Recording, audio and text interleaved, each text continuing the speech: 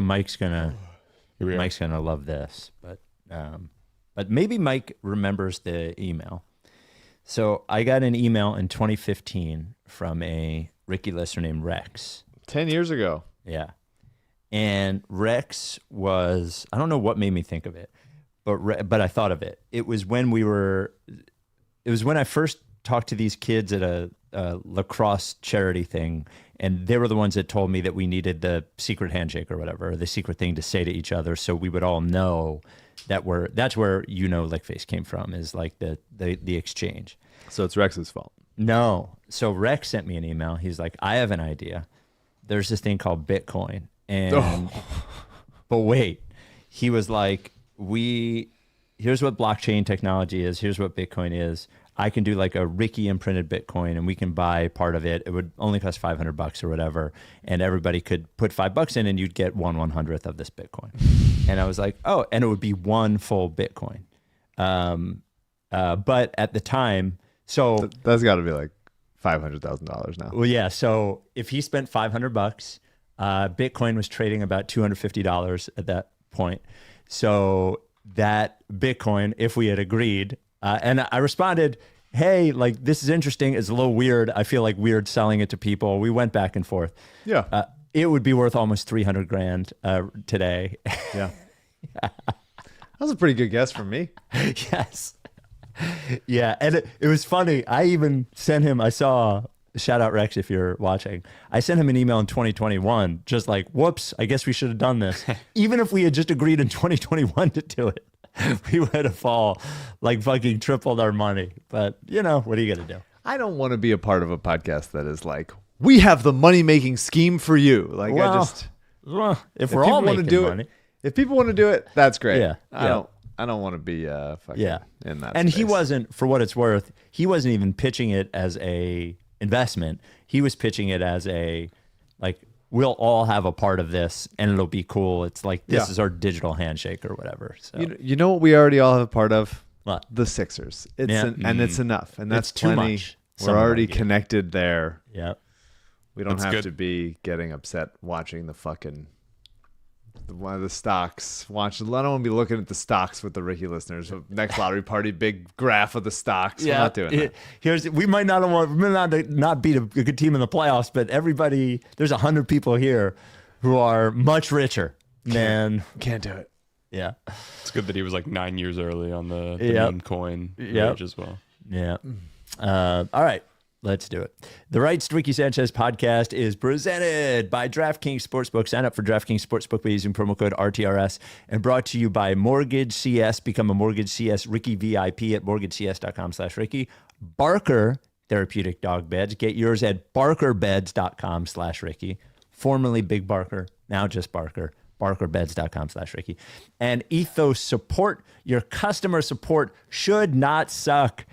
Ethos Support can help. Go to ethossupport.com/Ricky. And Surfside iced tea and vodka, 2 grams of sugar, 100 calories, no bubbles, because iced tea should not be carbonated. Go to drinksurfside.com. Man, a lot of stuff. Pacers and Thunder up 3-1. Some Sixers-related questions about the current NBA playoffs. We have good ones. Paul George keeps podcasting. This time, just a mid-off between him and Tobias on the internet. It's great. It's what we really needed. And some either-or questions for Mike regarding the current Sixers. Now, if I were to give you an either-or question about Surfside, it would not be Surfside or some other canned cocktail. It would just be whatever Surfside, like, do you like the green tea? Or, we went to dinner, my wife and I, with Joe, fans of Philly Joe and Paige, and Val ordered the green tea and vodka Surfside, and they were out of it. So she got the regular tea and vodka, which was very disappointed she didn't get to try the green tea. There is peach, there is raspberry, there is, what am I forgetting? There's fucking mango, I believe, right now. They all have 2 grams of sugar. They all have 100 calories. They all taste awesome. And you can get them wherever you get your canned cocktail. So I would tell you is if you're 21 and you're going to drink it responsibly, you have to make it Surfside. Go to drinksurfside.com. Without any further ado, Amos and the chef.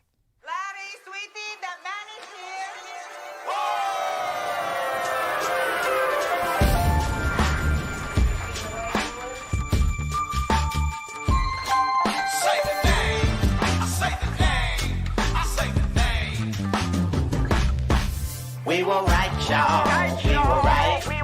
Even when it went wrong, we were right. We was right, y'all. We were right. So say the name. Say the name. We were right, y'all. We were right. Even when it went wrong, we were right. We were right, y'all. We were right. So say the name. Say the name. Say the name.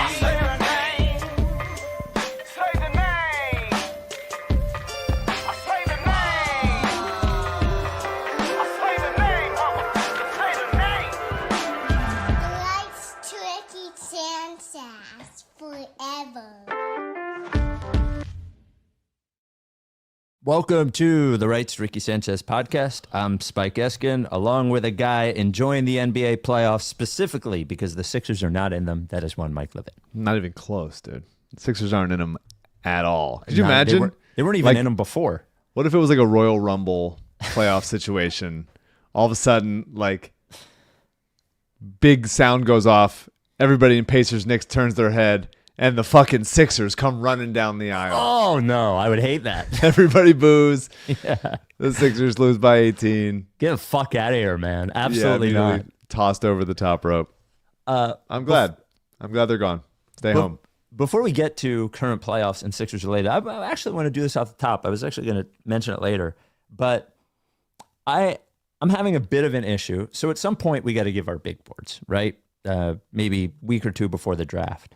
Sixers related big boards or whatever. And for years I've done YouTube big board and it's had some successes, some failures, whatever. It's fun. I believe this year's YouTube big board has been corrupted in that I have read too much about the draft prospects. And I've watched too much of some of the players. And I believe like the spirit of the YouTube big board was that I am just judging it based on this very basic stuff that I'm watching. And now I feel like I have too much information and the YouTube big board is almost like a lie. I can still make my big board, but I feel like it's not the true YouTube big board anymore because I've read too much. I'm sorry to hear that. Yeah. I mean, it just is what it is. I guess I'll share it with you. I'll share it with the audience. Just know that the big board may have looked different if I hadn't read so much. But I mean, we talked about this I think the other day with Hollinger, but like when you watch your YouTube big board, you're looking at the YouTube highlights, right? Yeah, for sure. You're not looking at a full scouting report that somebody made up. No. Is that correct? Yep, purposely. Yes, correct. So sometimes I would watch a video that says pluses and minuses or whatever, but sure. I wouldn't watch a lot of those. Because you can get value out of, if you're going to watch just the highlight video, the highlights really need to pop. Yes. They really do. You need to pop. I was watching some Anthony Edwards college highlights the other night, and I was like, yes, there it is. Like, that's what you're looking for. And you look at, the biggest discourse is about Ace Bailey, and you're just like, when he takes contested, difficult shots, and on the highlights, they all go in. Right. They all go in on the highlights. But he takes those same contested shots and airballs sometimes. And I like guys. Now, I was absolutely wrong about Tatum, but I've been right about a bunch of other guys. I prefer guys that get easier looks. They can get by somebody and get right to the rim and finish that way, or drive and kick and find the right passer and those kinds of things. And I think just be careful when you're watching just the highlights. Well, yeah, we both had our hits and misses. For what it's worth, we were the same on Tatum. The YouTube big board was not very kind to Tatum. So definitely wrong on that one. Yeah. And wrong in a way that will make me upset forever. Yeah. So both Pacers and Thunder up 3-1. Very, very disappointed that the Knicks are down 3-1. Who are your biggest hits that you would say? Well, somebody emailed the other day and said the Zion draft, you actually made fun of me for it, but the Zion draft, my top two were Darius Garland and Ja Morant. And I forget who he said your number two guy was, but I hadn't even. Culver? Is Jared Culver? Does that sound right? Yeah, he was a big bust. I was wrong about Culver. Yeah. I don't remember him too, but yeah, you don't like anybody with extreme height or weight situations. I don't. Anthony Simons is a funny one because you and who's our scout that we used to have on all the time works for the Lakers now. Elon. Both made fun of me for that one. He's fine. That was a nice pick. I mean, I guess I was sort of right about Michael Porter Jr. I had him as a 1. I would say Darius Garland as my 1 that draft. And I think I said... he played so few games in college. Yep. And I think I said Zion, and I can find him. I can post him at some point. I think I said Zion. I actually had Mikal Bridges as my number 5 guy in that draft. Yeah, I had him very high as well. And I think I said Zion was going to be hurt all the time. And that's why I didn't have him in there. I think I said the quote may have been his knee is going to explode, which it hasn't. So I should go through all the old YouTube We should go through some of them. Some of them off the top for me that I was right about. Desmond Bane, Donovan Mitchell, SGA. I'm sure definitely, like, I was right about James Wiseman in like that he's not good. And Okafor we were both right about. Yeah. So my 2019, I'm actually looking at it now, is actually very funny. Darius Garland, John Morant, then Dylan Windler. Yeah. Carson Edwards, who I think we both liked. Then Jalen McDaniels. You get excited about the little guards that can do stuff. Yeah. Carson Edwards should have popped. Yeah. We should go. That might be fun. Go over the old big boards. So both Pacers and Thunder up 3-1. What's his name? Tyrese Halliburton basically played a perfect game in game 4. Oh, Halliburton. Halliburton's another one I was right about. Yep. Love him, man. God, he's good. Halliburton, basically a perfect game. So it looks like it's going to be Pacers, Thunder. We got this email from Colby, and I think this is a long-standing conversation on this podcast. You could probably go back 7 or 8 years.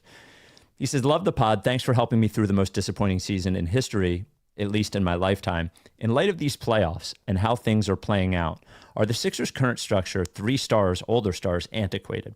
All the teams similarly built are out of the playoffs. We're seeing younger teams with lots of depth. Should we eliminate 1 star for depth? Now, that is a question you can't really... is tough to execute at this point. I think the question is, if you were building a team, would you do it that way? Yeah, I think perfect world. You want 2 guys on max contracts, a couple guys in the middle, a couple guys on rookie deals. Like, that's the sweet spot. But you can't just pluck and select all that stuff. Right. Yeah, I mean, they said Maxey's obviously not an older guy on a max contract. He's still yet to enter his prime, I would say. But it's so hard. Last year's was so bad. It was so bad. And as we're making fun of Paul George's podcast, you feel so stupid going like, but I do think he's going to be better next year. Yeah. Like the guy that everybody hates and is consistently digging his own grave is going to be fine. He's going to be fine and more improved. So I that's the one I want to hold on to. It's not fun to say. I think that the real answer is you just sort of, I do think the era of trying to build the 3-star team is over, because it is more times than not failed. Well, like also because everything is more times than not has failed. Well, but that's the important thing to know. I think nothing works aside from the like very few things that work. Yes. Well, I think what happened was there was the Celtics and then there was the Heat, and everybody was like, this is the way. Mm-hmm. And I think they forced it to try to be the way. And salary cap has changed things as well. Mm-hmm. Yeah, for sure. Do you think there should be max deals? Well, I mean, the right way to do it is a hard cap and no like limit on salaries. I agree. Yeah, but they won't do it. Yeah, why? But that's the way to do it. Why? Because I don't think the players' union would agree to the hard cap, because it limits how much these guys can get paid. And we'll just raise the cap to be like closer to the top, and then lower, and then make the max contract like, say the max is like 50% of the cap. But I mean, it's just more interesting. There would be no max in this case. There would just be. But I'm saying even if you had to say like, we're not going to say no max, and you could give a guy 100% of the cap, make the max like way higher, to where like the 40th best player in the league isn't making a maximum contract. It's like more interesting for the negotiating. And you go like, hey, somebody, you mentioned MPJ, like the Nuggets aren't willing to give Michael Porter Jr. 35% of the cap, but the Hornets are, Would he go somewhere else for like way more money? That's like a little more free market action. Well, yeah, but I think it presents the same team building issues. I think you probably just end up with more the occasional star level player at a small market where he can't win because that small market's like, we'd rather have a star than not. We're going to pay this guy 75% of the cap or something that somebody else isn't going to pay him. Yeah. And it spreads it out. That is like the simplest way to do it. And it is the way that makes the most sense. But instead we have first apron, second apron. It does seem like the NBA salary cap system is like intentionally convoluted. Sure. To sort of like build on top. If they started fresh, like there's no way they would get to this outcome. No, of course not. And I also think like the other problem with this is sort of like that you're negotiating. Like, right. So there's two forms. There's two negotiations, or three basically. There's the owners within the owners. Right. There's the owners with the players, and then there's the players with the players. Yeah. And when you have that many people involved in a decision, you wind up with something that's convoluted, I think. Yeah, like every outcome sort of eliminates the middle class of NBA player. Yep. And I wonder, like, if somebody goes, okay, you can pay LeBron $80 million a year, but then you have to go like minimums after that, whatever. Then would some team go, we're going to build our team out with like eight $22 million a year guys. Yep. And we'll see if we can just be like the most top to bottom, like fundamentally sound. Yeah. Probably wouldn't work. Daryl wouldn't think it would work, but be interesting, be different. Probably would. It's cool to see teams try to build differently. Yeah. The Rights to Ricky Sanchez podcast brought to you by MortgageCS. CS stands for Concierge Service. What does that mean? All you need to know is that if there's a concierge, they're helping you. That's what you need to know. MortgageCS is an independent mortgage broker. When I say independent, what it means specifically is a lot of mortgage brokers, they're dealing with the banks that get you the money all the time. They'll have a deal with that bank that you don't know, and they may be steering you toward that bank for them because they get money out of it or something, not because it's best for you. But MortgageCS, the only people they work for is you. I have gone through this process now 3 times, bought 3 homes. The last one I did was with MortgageCS, and the difference is so stark and so giant that I think you are foolish, literally, if you go to anybody else.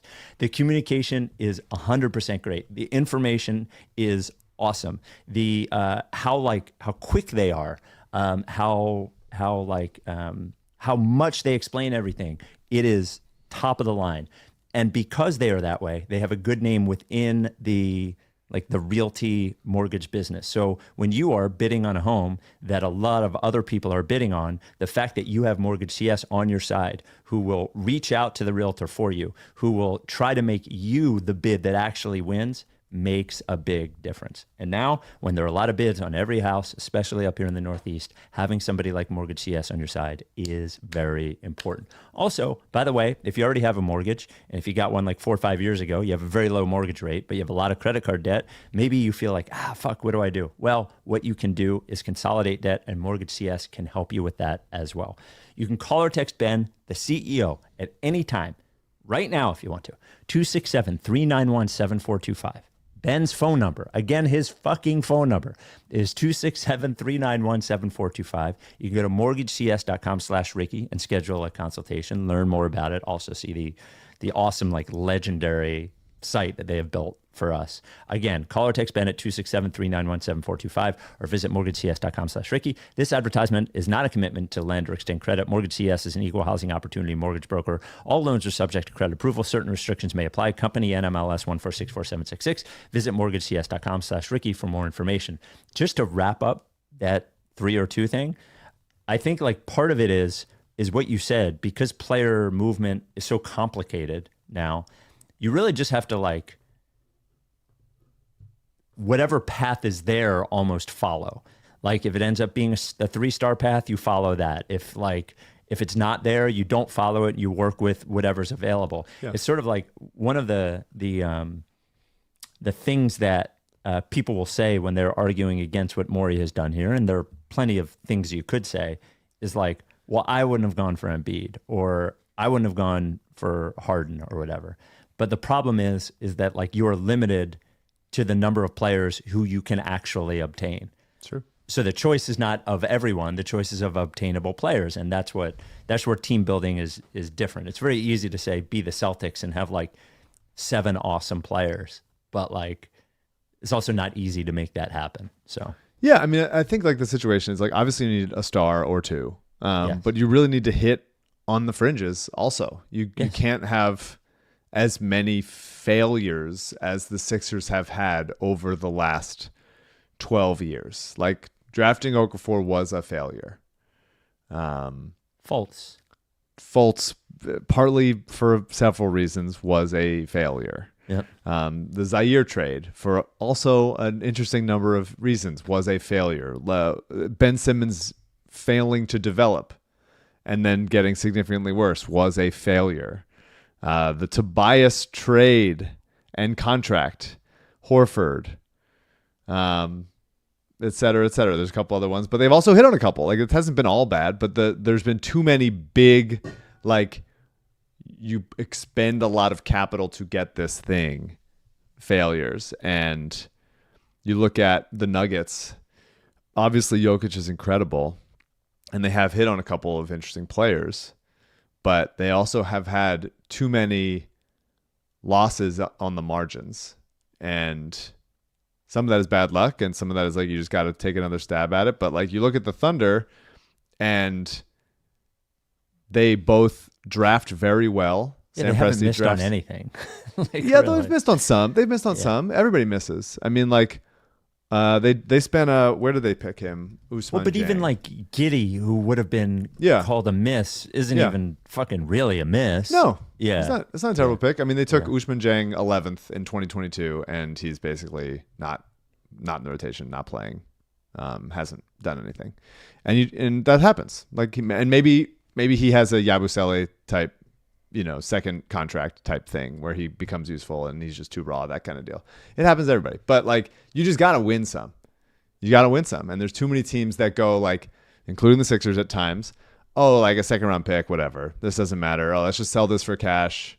Oh, let's just sign like a low upside veteran on the minimum and like stock your roster with those kings. And it's like, you got to take a chance on young guys. Like, AJ Mitchell, the Thunder drafted him last year at a UC Santa Barbara, and in the second round, or late first, early second round, and he's playing rotation minutes. He's playing the playoffs for them, and like and he's on a rookie contract, and so they can give big money to Jalen Williams and Chet Holmgren and whoever they have to pay, because they get to go, oh, this guy's making like $150, and we just took him, and we got 20 more picks that we can use to upgrade however we need to. Like, it seems like the Sixers and a bunch of other teams kind of get a little bit lazy in going like, whatever, let's just do it. Let's just do this thing, and like, whatever, on the fringes, it doesn't matter. And too often that comes back to bite you.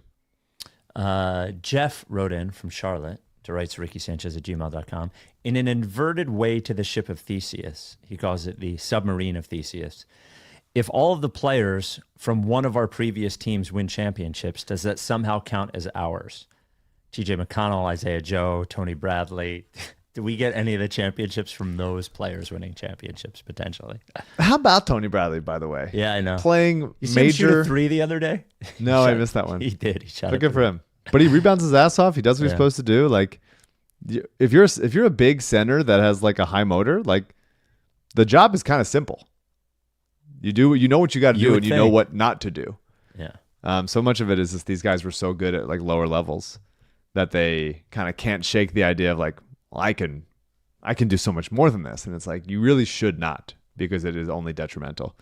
If TJ wins a championship, like, I'll call the process a success. Like, I don't care. What do you think I have morals? Of course it was. It worked out. The bar is, we're in a game of limbo where the bar just keeps getting lower and we find a way to get under it. Yeah. It's a low bar. I'm sorry I forgot about failures from before, but like the bummer of the Hinkie era when compared to the Thunder, tank and rebuild years. First of all, the Thunder started from a much better place than the Sixers did. The Thunder could tear it down with Westbrook and Paul George, whereas the Sixers were tearing down Drew and Evan Turner and Thaddeus Young and Spencer Haas. Like it was not, no one's like paying you a bunch of money. And the Sixers traded Drew. They get MCW and Nerlens for him in one of the worst draft classes ever, 2013. At least one of the worst like lotteries ever. And if that happened in a different year, then maybe they get 2 better players out of it. They didn't. Speaking of the Thunder, I know that you want the Thunder to win, but I had never heard it framed like this, and I wonder if you think about it this way. We got an email from Avi. Hey guys, pretty good chance the Thunder win an NBA title next month, and I still can't tell whether I'm rooting for them or not. On one hand, it's nice they got to finish the rebuild without Dave Silver interfering, and their success proves the efficacy of tanking. On the other hand, it's pretty damn annoying that the process has become this boogeyman in NBA circles while the Thunder avoid all shame. The Thunder were a legitimately good team in SGA's first year, but they dismantled that team anyway and told the rescinding superstar to chill out for a couple of seasons so they could lose as much as possible. Totally. It was way more anti-competitive than anything the Sixers ever did. The Thunder actually chose to be bad. The Sixers would have been bad after the Bynum trade, regardless of what they did. So, how do you feel about the Thunder? Happy for them, annoyed, or neutral? Happy for them. Also, like, I don't think it proves the efficacy of tanking. Like, being effective proves the efficacy of tanking. Yeah, there's like plenty of teams that have sucked for years. Look at the fucking Spurs. The Thunder made better draft picks than Hinkie's Sixers made. Hinkie made, just didn't pick enough like high level players. Like he got Embiid, and that was huge. You could say Jeremy Grant was a nice one, and then a couple guys in the fringes like a TJ, like a Covington, like a Christian Wood, whatever. You could go down the list. We've talked about it enough times, but like we sure have. Basically, and like Dario was like, a fine career for like a mid lottery pick. Mm-hmm. But if you're going to win championship, if you're going to like make it undeniable that you shouldn't be fired and that this thing should be able to see itself through, like you got to be better than that. And Sam Presti has been. And in the limited, incomplete time that Sam Hinkie had with the Sixers, like he didn't do a good enough job, like picking the right guys. Yeah. So am I rooting for the Thunder? Absolutely. I love SGA. I loved him since college. I love that Doc Rivers traded him. And the Paul George trade, very fun. I like the way that they build. It's cool to see a small market team just like win by getting shit right and making the right picks and being occasionally aggressive, occasionally patient for it to have not worked out with, or not at least gotten a championship with Durant and Westbrook and Harden, to be able to, from the like ashes of that era, turn that into SGA and then nail the Chet pick, nail the Jalen Williams pick, get a bunch of helpful players, whether it's Caruso or Cason Wallace, sign Isaiah Hartenstein, those kinds of things. Like they're just a really good organization. And it's cool when good organizations get rewarded for being good and not like, Dallas has to bribe somebody to win the lottery. So yeah, absolutely rooting for them. Which definitely I wouldn't be like bummed if Indiana won it because Indiana has had a similarly like good path of drafting pretty well and trading, drafting and trading pretty well. Yeah. Tyrese Halliburton is trade. Pascal Siakam is a trade. Yeah, somehow Miles Turner has never been traded. Never been traded. He's been there for 75 years. And the cool thing about those two teams, really all four teams left in the playoffs, is that they all have such different playing styles in an NBA that has become more and more homogenized. Mm-hmm. Like Tyrese Halliburton plays a very different style than anybody else in the league, and they have had a extremely efficient offense, the Pacers, for most of this year now, and escalating into the playoffs because of the way he plays basketball and the spirit that the team has adopted of his. And SGA is a similar thing, and then also just like how ferocious Oklahoma City is on defense. And you could say like Brunson is extremely singular, and the Knicks play hard as hell, and Ant, Gobert, it's just they're all different. They're all different, and I think this has been a really fun playoffs, and I think the kind of as a little bit annoying as it is that like NBA regular season versus NBA playoffs is so different. They're such different sports. It is cool to see in the playoffs, at least, like how you succeed doing different shit, and you gotta, it's not all like this is how you have to do it. Everybody has their own path to getting there, and I've enjoyed it from a watchability standpoint. I feel nothing about Oklahoma City winning the championship. It doesn't bother me. It doesn't make me excited. Like I think it's fine as long as the Knicks don't win. I'm fine with it. When was the last time you got excited about someone winning a championship? Like an NBA championship? Yeah. Probably when I was a LeBron guy and the Heat won. Okay. Yeah. So every year you're not like excited about a team. No. So this isn't like abnormal for you to be. No. Well, I mean, like while we've been doing the podcast, like on most of the fucking playoffs after we've lost have just been dread. I've been like being annoyed the entire time. Yeah. So yeah, I would have to go back to that probably. I was also, in a group chat I'm in, and everybody said the fucking Celtics were going to win last year, and I kept saying they were going to win. So I just felt right. It felt good because I was right, but I did not want the Celtics to win. I just wanted to be right about it. Sure. Sure. The Rights to Ricky Sanchez podcast brought to you by Barker Beds. Barker dog beds. You can take that big, get it out of here. It's Barker now. Go to barkerbeds.com/Ricky. That is barkerbeds.com/Ricky. Rebel sleeps on a Barker. Scotchy sleeps on a Barker. And it's not just your your ordinary dog bed that you maybe see advertised to you on Instagram, except for Barker. They're good. Maybe you see it in a pet store. It looks fluffy and soft and all that stuff. And you're like, oh, the dog can curl up in it. Well, they are not real beds. Barker is a real bed. It is made to support your dog's joints so your dog stays healthier. And quite simply, if I was to say to you, you could buy a bed for your dog that will make your dog healthier and more active later in life, and like more comfortable, in less pain, all of these things proven, you would say, yes, I will buy the bed. I'm telling you the bed exists and you should get it.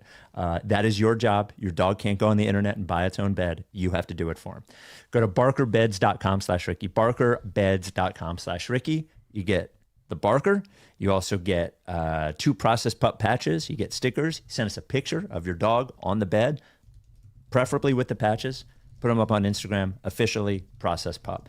And the beds, they actually look really good too. We have 2 of them in our bedroom, but come in all different colors, all different configurations, sizes, from tiny little one, Barker Jr., up to the XL for the big old dogs, dogs over 50 pounds. Up to 80% of them develop arthritis as they age. 50 pounds also not that big.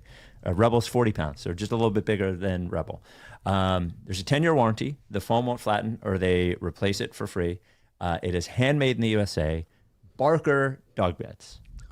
Woof. I have to be a little bit more respectful since now we're just barking regularly. Just Barker, yes. So Podcast P keeps podcasting. He will not stop. Every week there's another podcast, and every week there is another clip that is like, hey buddy, I don't know, maybe you shouldn't have done that one. Here was Paul was talking about being in his car stuck in traffic, in the celebration after the Eagles won the NFC Championship game this year. Soon as I roll the window down, they like this. Yo, that's Paul George. Yo, that is Paul George. Said, yo, we could have kept Tobias. We could have kept Tobias. You gonna do this? Shout out TB. It ain't no joke at TB. It was funny, but it was like some shit you take to the heart. Like, you right. Facts. I got you. That right there will wake your up, though. You probably woke up like, yo, what the I got to be ready for this. I got to the crib, found the closest basketball. Yo, let me get right. For me, that was the beauty of playing in a big city. I know it ain't going to keep me sharp no matter what. Like, I got to stay sharp. I have to. So, I like Carmelo, man. Yeah, I like Carmelo. Tobias responded on Twitter by posting a photo of him smoking a cigar, and it said, after the parade, 4-27, which was the Sixers record after the parade. Sure. So the thing Which, by the way, like, thank you.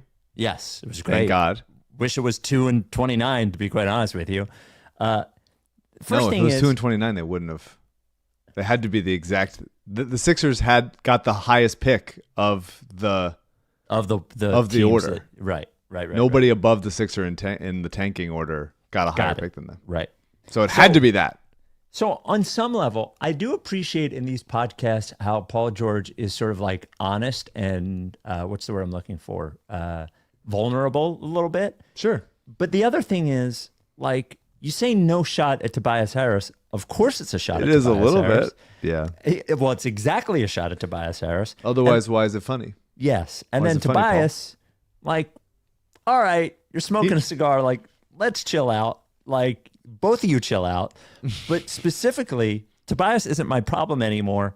Paul George, again, own goal here. If you didn't have a podcast, yeah, you know, I think you're better than Tobias Harris, but all things considered, you know, you're not in great shape to make that claim this fucking year. You know, it's just like, stop doing the podcast. Have I told the story in the podcast? I used to have a game for, like, you know, Windows 99 desktop, and it was like NHL 97 or something like that. Okay. And for whatever reason, whether it was my computer problem, or I was just too young to understand how to fix it, or whatever, I could not move on the ice. Okay. I could only pass or shoot. Okay. I could not skate forward. Okay. I'm sure you could do it in the game. Yeah. What I'm saying is, at but whatever, 8 years old, 9 years old, I couldn't figure it out. Okay. Or it was broken or whatever. Okay. And you would just be sort of just standing still and just slap shot, whacking the puck, trying to get it places. All right. And that's a little bit like what Paul George is doing into his own goal. Yeah. Just right into his own goal. Can't move. His legs are frozen solid.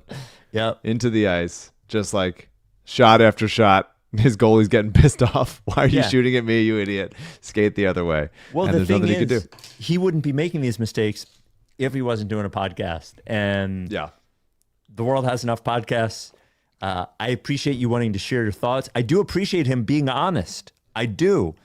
But sometimes you shouldn't be publicly honest. I like that he's a little bit scared of Philadelphia, though. I do Can too. You feel that? Yeah. Yes, 100%. It's a little bit like the Zoe tweet of the kids. Where are you going in that nut ass tie, old head? Yeah. Middle schoolers. Like, we need those middle schoolers that Zoe was referencing in his iconic tweet to just follow Paul George around and absolutely just roast him all the time into becoming the best basketball player he can be at this point in his career. Well, and the thing is, he didn't instead of Bitcoin, we all pull together and hire some kids to some middle schoolers to do that. Yep, I'm all for that. As long as we keep them under 16 hours or whatever the fucking legal thing is. Yeah, the Ricky Bullying Works Committee. And the other thing about Paul George is, I think the reason he is speaking so freely is that he's not quite scared enough. And I think what happened is, not physically, I mean, of course, but the Sixers were so bad so quickly, and the Eagles were so good that, like, the people going to Sixers games were not mad Sixers fans. They were like people who wouldn't normally go to Sixers games who could now afford it. So it wasn't like they were getting booed all the time, and it wasn't like people were yelling on sports radio. They got so bad so quick, everybody ignored it. And I don't think he actually went through the process that like a Tobias or a Covington or an Embiid has gone through in Philadelphia, where you find the wrath of how mad people can get. I don't think Paul George ever really experienced that, to be honest with you. Maybe. Yeah. I mean, it happened quick for him. He Yeah. played half a season. I think people were like, as soon as they signed him, it was a little bit like people are ready to be upset. Yes. Yeah. Yeah. It was the jar was loose for Philadelphia to hate Paul George. So, but he's going to be better this year. Wow. He's going to be better. We got this email from Dan, writes RickySanchez@gmail.com. Hi, Spike, Mike, CJ, and Daryl. Quentin Grimes' contract is such an interesting domino to fall this offseason. Yeah. Daryl definitely spoke like he would be re-signed in his interview, but the possibility exists that some other team offers him a huge offer sheet. when you think about already having 3 max contracts on the books, it can make for some very challenging decisions to try to keep the team under the first or second apron, which I have no idea how the team is posturing towards. But given what we know with Drummond, Gordon, and Oubre likely picking up options, the Sixers are potentially looking to be in a salary shedding scenario. It got me to thinking how it could look, and it led me to this question. Assuming you can only have one for the next 3 seasons, would you rather have Paul George or Quentin Grimes? Very interested to hear your thoughts. Love you guys. It's interesting. 3 seasons. I think you have to take the contracts out of this, right? I don't think so. Oh, well, then Quentin Grimes. Okay. Pretty clearly. All right. If you take the contracts out of it, then I think you probably say Paul George is just still a really, really good defender and a really, really helpful player. In looking at the numbers about Grimes earlier today, because I looked and saw this question, I was just sort of like, you've made the point, which I don't think is an unfounded one, that like, how good is Grimes going to be when he doesn't have the entire offense catered to him? He can't just do whatever he wants. Yeah. It's the games matter, all that stuff. That didn't happen this season. And there were like flurries of usefulness over his first 3 seasons in the league before this season. Sometimes with the Knicks, but he got moved to the Pistons, and then he got moved to Dallas, and then now he's here. So you sort of go like, how good is this guy really? I understand. Yeah, if he's been on 4 teams in 4 years. Right. But if you go down and you look at like his shooting numbers this season, he shot better with Dallas from 3, 40% from deep. With Dallas, 37% with the Sixers. Way higher volume on the Sixers, obviously. And also way fewer threes assisted with the Sixers. Under 70%. Threes being assisted. Right. Under 70% of Quentin Grimes' made threes were unassisted, which is pretty, for that kind of player, it's not going to be the case this year. His first few years in the league, 96, 99, 96% of his threes were assisted. Right. With the Mavs, 89% of his threes were assisted. And with the Sixers, it was 69.5. And that's really low. That's like major stuff. And even his twos were assisted only 36% of the time this season with the Sixers versus 56% with the Mavs versus 61%, 78%, 73% his 3 years before that. So like he was doing a lot of stuff on his own, and he was putting up good numbers, and his percentages suffered because of it. Yeah. And by the way, 37% on high volume is not a bad number at all. Yeah. No, not at all, for sure. And on high volume and a high off the dribble, high, creating yourself type thing. The thing I like about Grimes is, and why I feel positive about him, is that he's still best as a catch and shoot guy. The fact that he can do some stuff off the dribble now, that he can attack a closeout, that he can get to his mid range, that kind of thing. You look at his corner 3-point shooting numbers this year, or his career, which if he's in a lineup with Maxey, PG, Embiid, and whoever else, McCain, whoever you want to put him with, he's going to be in the corner a lot. For his career, he's a 45% corner 3-point shooter. With the Sixers, the times that he didn't create for himself, because almost all corner threes are not like self-created. Yeah. He shot 53.5% on corner threes. He just got better. And so I feel like offensively, he's exactly what you want to put next to Maxey or McCain. Some secondary creation, a lot of shooting off the dribble, plays hard, some of that Derek White role player energy. Defensively, he plays hard. He's not as naturally gifted, naturally long, instinctive as Paul George is, so I'd still take PG on defense. And PG might be still a better tough shot maker, but if you put the contracts in there, I'm taking Grimes for sure. I just feel really good about him. I feel really, really, it's been a while, but I'm taking Grimes either way. Either way. Yeah. Interesting. And I know I wasn't like, I was just doing my, if I say contrarian, it makes it sound like it was planned. It's not planned. It's like everybody was like, wow, this guy is fucking awesome. I'm like, all right, relax. But I think he's certainly useful. And it just because other teams gave up on a player or decided he wasn't. Like Nico Harrison traded him. Like he traded Luka for Anthony Davis and 1 first-round pick. Like, you know, what are we talking about here? So it doesn't necessarily trade him for a guy that was hurt all year. Whatever. Yeah. I do wonder if, and I don't think it's going to happen. I think odds are if they sign Grimes, then they sign to keep him. But if there ends up being some sign and trade situation, which I haven't really seen too much of, but that would open the door. If you sign and trade Grimes for like a power forward that fits more, and say they love VJ Edgecombe, who's a really good player and a kind of guy I normally really like.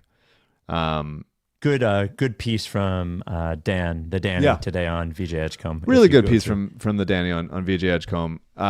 If you go to Sanchez.com. The fact that he's crazy athletic as a 2 or 3, that he's long enough, not hugely long, but decent, and he's plays his ass off. Yeah, and he can elevate really, really well.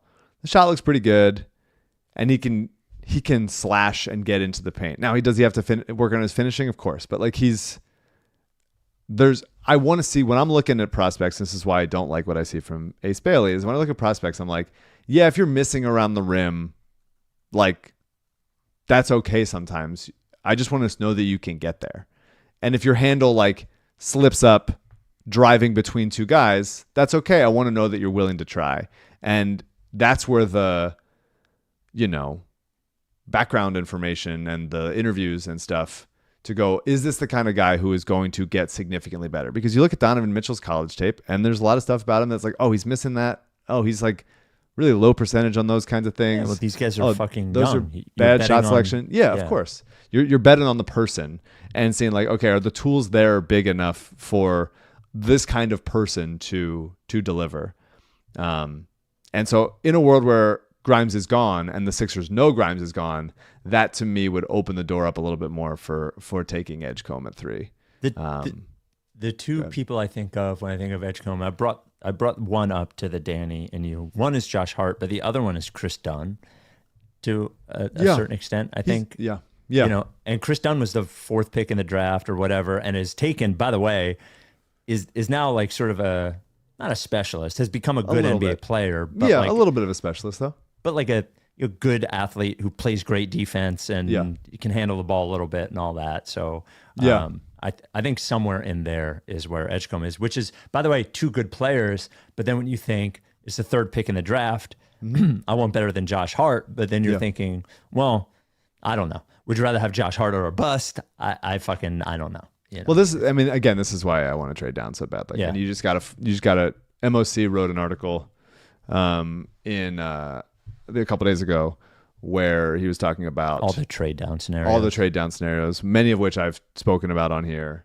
And somebody's got to, whether it's Daryl or Elton or somebody lower in the front office, just has to like fucking work somebody in another front office into allowing the Sixers to execute a trade down. It just has to happen. Like, because there's a lot there.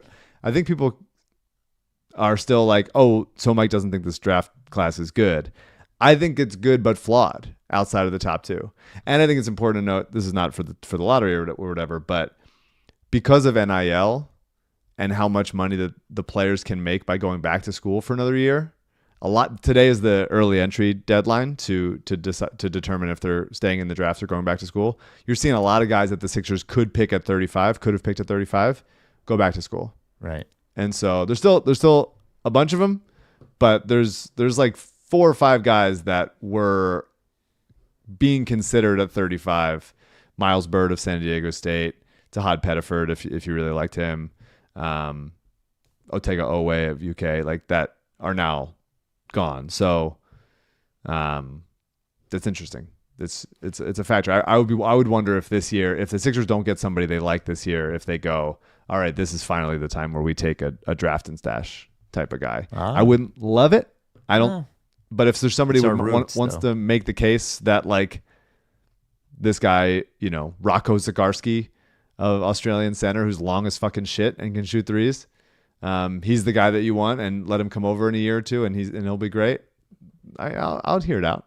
That's not a real guy. That's a fake guy. Rocco Zikarsky. Yeah, fake 7'4". I think you measured Blark. it at the longest as the longest guy in like combine history. It's Blark. Or like the longest standing reach or something like that. Yeah, he's definitely Blark energy. For sure. The Right to Ricky Sanchez podcast brought to you by Ethos Support.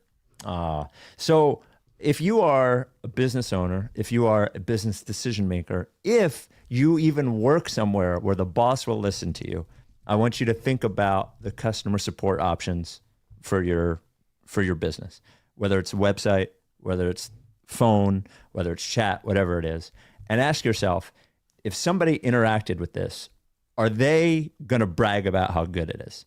Are they going to be an advocate for my business because of the support I gave them? Because when people are reaching out to your company, chances are there's something wrong and they want the problem solved. And there's nothing more frustrating and nothing makes you hate a company more than like one of the virtual assistants that doesn't fucking work, calling the phone number and not being able to get a person, or being in circles of pressing buttons. All of these things make people hate your business. But if you call and it works, or you get a person that is helpful, or if the chat is actually a real person, even if something was wrong, they will like your business more. And that is what Ethos Support is here to do. They're here to fix that problem for your business. Your customer support should not suck. It should be good, so people like your business instead of hating it. Go to ethossupport.com/Ricky, or you can call or text Blair, 240-593-2485. That is his personal cell. That's the one I use when I talk to him. So again, ethossupport.com/Ricky, or call or text Blair, 240-593-2485. What Ethos Support does is they put together a customer support team for your company that does not suck. They will answer your customers' questions. That will be custom for your business. No matter how big or small your business is, they will put together a solution. You have an email address up on your website and you think that's good enough because you can answer all the email. It's not good enough. It's not just phone. They have phone, chat, email, social media. They'll work with you to find the right people. Then they manage them for you. It's amazing. There's no contract. If you're not happy, you walk away, and they can put it together for you in as little as 2 weeks. Amazing, makes a huge difference. I just want you to think about your life. What happens when you encounter good customer support and how much you hate the companies that have bad customer support. It's not something to ignore. Again, ethossupport.com/Ricky, or call or text Blair at 240-593-2485. And if you're trying to remember the name, just think about E.T. had hose. Super easy way to remember.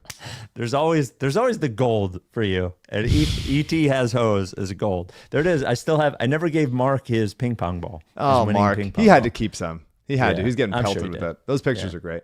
They are. They're awesome. This came from Ali. Oh, wait. Right?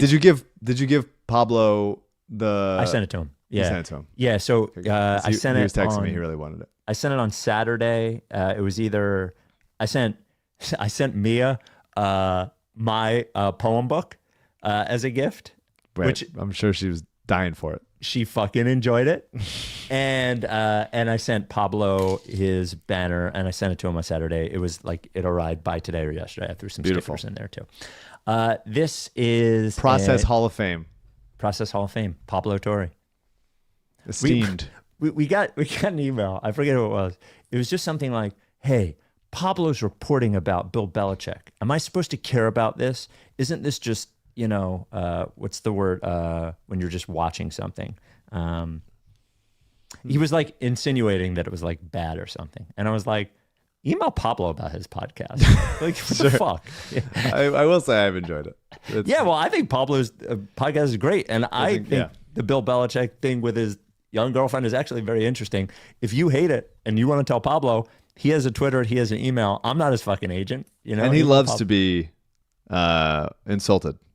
Yes. If you have specific criticisms of him, call him a fucking asshole. Tweet at him. Whatever. Just go stand with Jordan and support her claims against Pablo being not a real journalist. Yes. Yeah.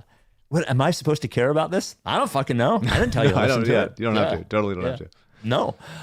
This came from Ollie. Hi, Spike, Mike, and CJ. Ollie from London here. No one here really understands why I follow the NBA. They definitely wouldn't understand why I listen to a podcast about a team I have no affiliation with who aren't even in the playoffs, but here we are. Keep up the great work.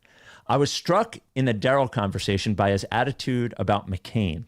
He basically never mentioned him, except when you guys specifically asked about him playing with Maxey, when his response was surprisingly pessimistic. I came out of that episode convinced that he plans to trade McCain and surprised no one has mentioned it. Did you guys get that same impression? So on and so forth. Non-basketball question, was it Bill Simmons playing pickleball? No, I don't believe it was, but it definitely looked like Bill Simmons. I didn't get the impression walking away from the pod that Daryl doesn't like McCain. What's that? Yeah. No, I don't remember him like not mentioning him or noticing that. Now, I thought it was notable that Daryl mentioned Maxey and Grimes as the backcourt. Mm-hmm. I thought that was notable. And his response, he seemed surprised I asked, but his response was telling when I asked him about McCain and Maxey. He sort of double talked his way into being like, yeah, it's playable. They don't have to play together all the time, blah, blah, blah, blah, blah. I don't know. I think he must have realistic expectations about their ability to play minutes together and realistic expectations about what he even has to trade to improve the team if he needs to. That said, I don't know. If you could keep one guy or the other, which one would you keep? I think that depends a little bit on the Embiid conversation, as everything does. Okay. But if you factored contracts into it, yes, this one I think you have to. I might say McCain, just because that's incredible value on a rookie deal. On a mid first round pick rookie deal. But there's something special about Maxey. I mean, both of them have it. I think just as far as like a guy you want to play with, a guy you want to play for, as far as like making the fans give a shit. Like both of them have it. Both of them are great. I don't want to trade either of them. And I think it's extremely reasonable for Daryl to go. He didn't say this, but if that's what he's thinking, like McCain started 8 games last year as a rookie after playing 1 season at Duke. Mm-hmm. And he's coming off a meniscus tear.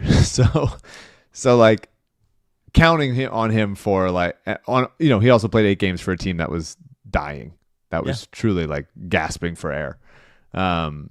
So when the Sixers are a serious outfit next year, hopefully, McCain being thought of as 22 to 26 minutes off the bench, where him and Maxey play sometimes together in the right matchup.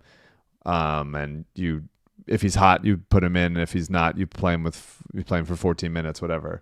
I think that's not unreasonable. And I think that you can think that and go, he's probably a 6th man next year, and also think, man, he had a really good rookie season and blew our expectations out of the water. And in 3 or 4 years, when his body fills out and he, continues improving his skills and is able to do even more on the court, like we can consider him like too good to not start. But that doesn't mean for next year that it's an insult if he doesn't immediately play like 36 minutes a night. Yeah, I don't think you need to make a choice now. I would not trade Jared McCain in any way, shape, or form. I am terrified of how good he will be. Like I was so again, didn't buy into it when they drafted him. Didn't buy into it during Summer League. Didn't buy into it during preseason. Well, he was bad. He was bad in Summer League. So fucking bought into it after seeing him play for the Sixers. Yeah. We're watching, I'm not saying he's the same as Tyrese Halliburton at all, but like we're watching a guy that plays in the flow of the game, could get shots up quick, can pass, can blah, blah, like that is what I'm seeing in him, which is very different than Maxey. I think Maxey's great. I think they're both great. I love the energy of both of them. Imagine if like TJ was also an elite movement shooter. Like right. Like that's an impressive player, but it's also it's probably still, until he fills out and can defend, like probably a bench player. Yeah, I am more scared of trading McCain about what he could be than I am about Maxey, I think. But that's fair. Maxey's a better player now still, but that's fair to think because McCain is 19, 20 years old and could keep scaling the heights, whereas Maxey is like, we know he's pretty much like whatever, gonna top out at like the 22nd to 35th best player in the league. And that's cool. That's great for where they got him. And that's worthy of the contract. I think it'll be a stretch for McCain to get there, but that's, it's cool to think about. They have two really, really good. No, I wouldn't either. Yeah. I wouldn't either. And it's nice. I don't think, look, would you rather one of those guys be 6'8"? Absolutely. Like for sure.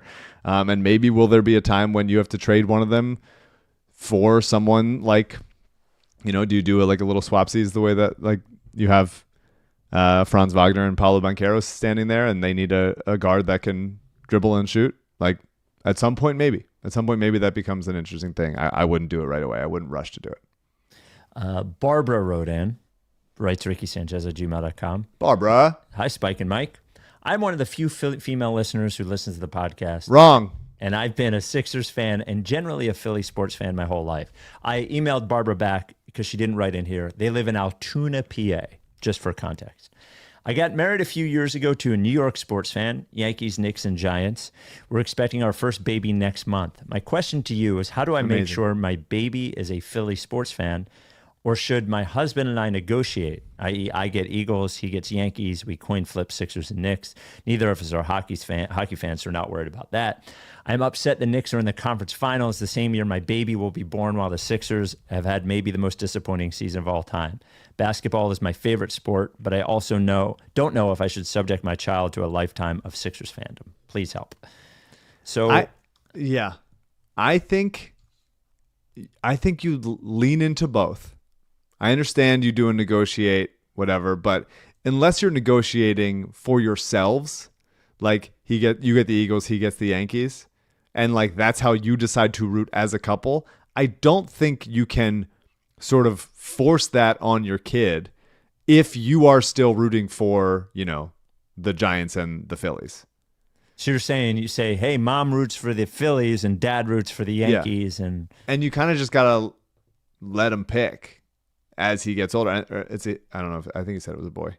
I don't know if he did. But, let them pick because it'll change. I was 3 years old rooting for Patrick Ewing, hit that finger roll against the Pacers. Didn't happen.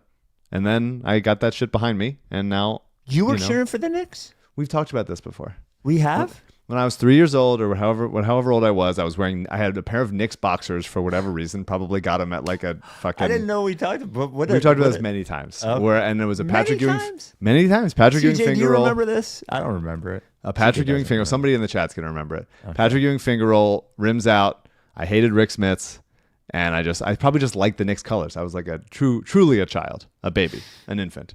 And then that was it ever since. That's one of my first sports memories is Patrick Ewing finger roll rimming out and the Joe Carter home run in the World Series. Wow. So normally what I say is you should raise your child to cheer for the teams of the place where they're living. Because I feel like sports is this good community thing, and your child growing up and being a fucking Eagles fan, where he goes to school every day and they're all Giants and Jets fans, that's going to suck. For what? For your ego? But Altoona, PA is in the middle of fucking nowhere. So you're going to find Steeler fans out there. You're going to find Giant fans out there. You're probably going to find like fucking Chiefs fans, Eagles fans, whatever. I think...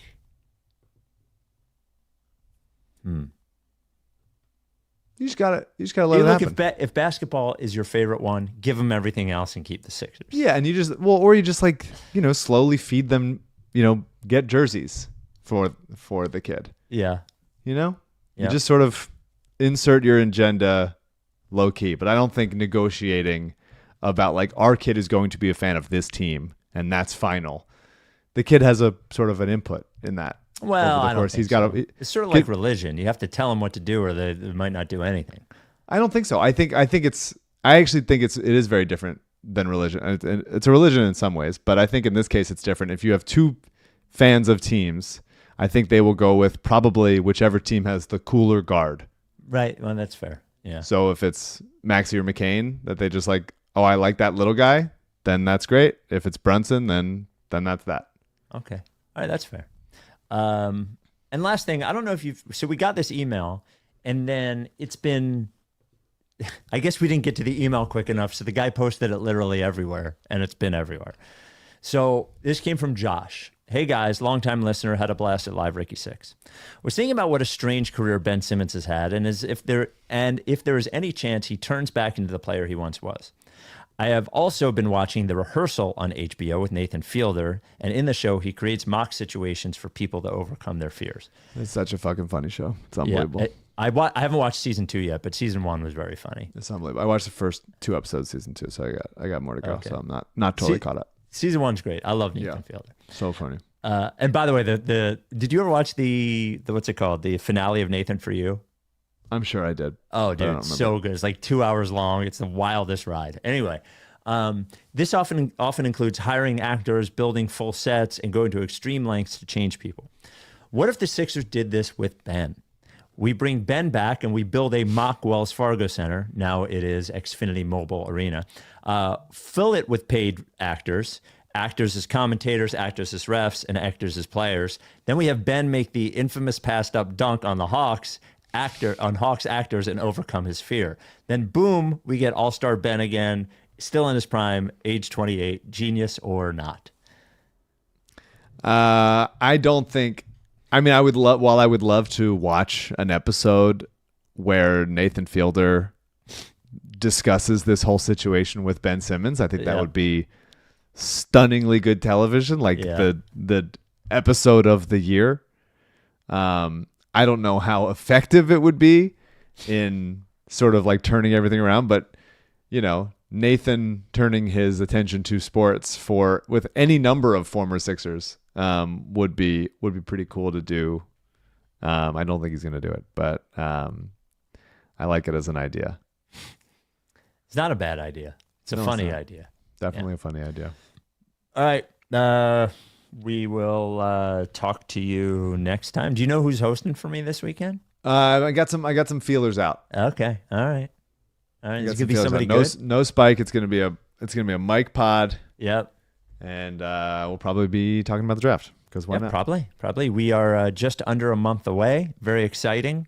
Scheduling all our pods out. Going to get some experts for you. Going to get we have our if Embiid is okay, if Embiid isn't okay episodes scheduled in. So, and then I'm going to figure out how to do my big board now that I have too much information. We'll talk to you next time. Are you down with TTP? Yes. Lick face.